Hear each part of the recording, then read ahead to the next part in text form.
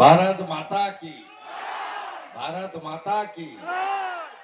কেমন আছেন আপনারা? প্রথম দিন থেকে যা যা আমরা বলেছি অনেকটাই করতে পেরেছি, আরো অনেকটা পথ আমাদের যেতে হবে।